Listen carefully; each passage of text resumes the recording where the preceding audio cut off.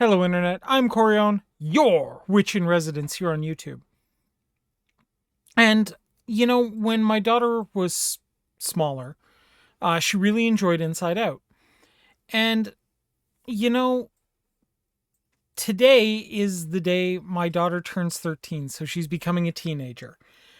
And wouldn't you know it, Inside Out 2 has come out. So I think it's worth discussing, seeing as how it's going to be probably one of my daughter's favorite movies.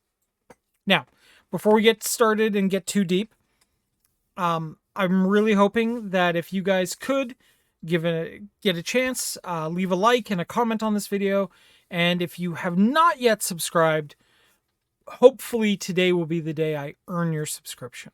Now, with that obligatory ritual out of the way, let's talk about Inside Out 2.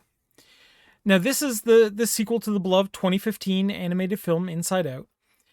In this installment, the story shifts to Riley as a teenager, where her emotions, joy, sadness, anger, disgust, fear, continue to navigate the changes and challenges she faces as she evolves in her life. Um, the film explores Riley's emotional development as she struggles with the complexities of adolescence, friendships, family dynamics.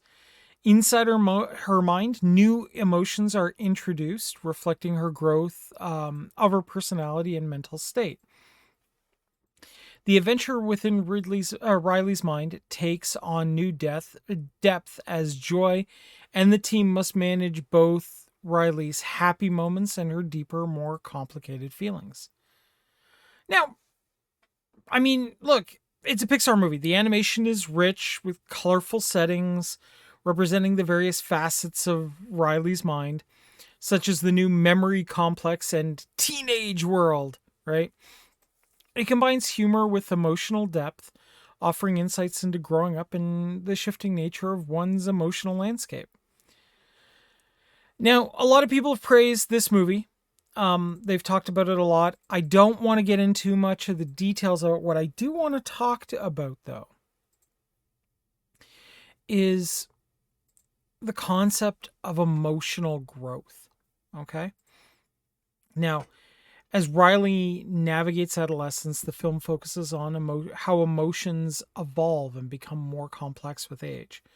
The movie highlights how new emotions and feelings develop as a person matures, especially during the significant life changes like transitioning into the teenage years. And we do this as people, right? When we start out, when we're kids, everything is very new and things are very, very black and white. They lack depth because we lack the emotional depth to deal with them and to think deeply about them. You know, when my daughter was little, she'd say things like, if she stubbed her toe on on the wall, then the wall was bad because it hurt her, right? But of course, we all know the wall wasn't bad. It was that her feet were growing and she didn't quite know where they ended anymore and she stubbed her toe. And when you explain that to her, then getting bigger is bad, right? It takes time to teach nuance and it takes time to teach the complexities of feelings. And as we get to teenagers and we're starting to feel more and thinking more about what we're feeling, that complexity changes things, right?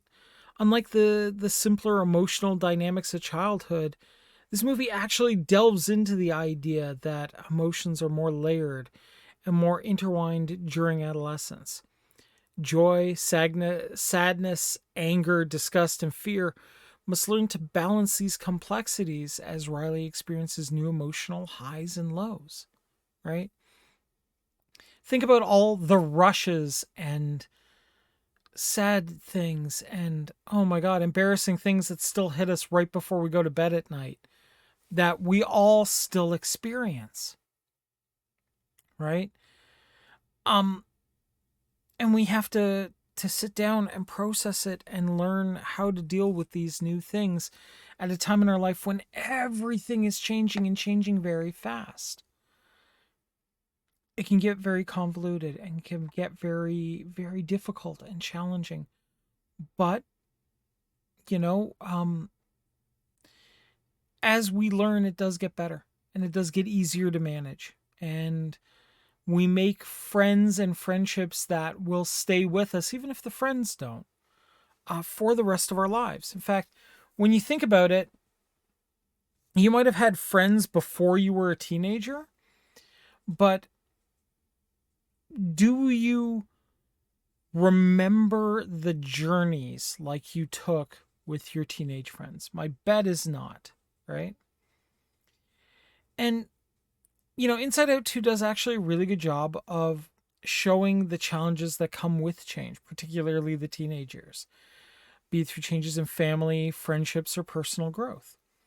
The movie highlights how Riley learns to cope and accept changes in her life, emphasizing the importance of adaptability and resilience. Now, we've talked about those two things a lot in this. When we say adaptability, we're not saying grow a new set of legs. We're saying learning to deal with what we have been presented and learning to thrive with it. And that can take some work. How many times have we been faced with a new challenge and we had to learn a whole new set of skills to get beyond it? But that can be done, right? One thing I did like that I thought was really well done by this movie is the film stresses that all emotions, even the more difficult ones like sadness and anger, are valid and play an important role in shaping who we are. It conveys the message that expressing and understanding emotions is the key to a good mental well being. Now, look, I get that some emotions are hard to express, and there are some people you may not want to express those emotions around, but you should still find an outlook or an outlet. Even like, for example, I don't really like to talk about the things that really anger me with my wife. But what I do is I put it in my art and I put it out here, right? At some point, I'm going to write a piece on how I feel about Hasbro and what it's done to Dungeons and Dragons, which was a huge part of my childhood. I've already commented on it a few times, but I've gotten, as more terrible things have happened, I think I'm going to have to do an update soon. Let me know in the comments if you want one, okay? One of the other continuing themes from the movie is the dynamic between joy and sadness.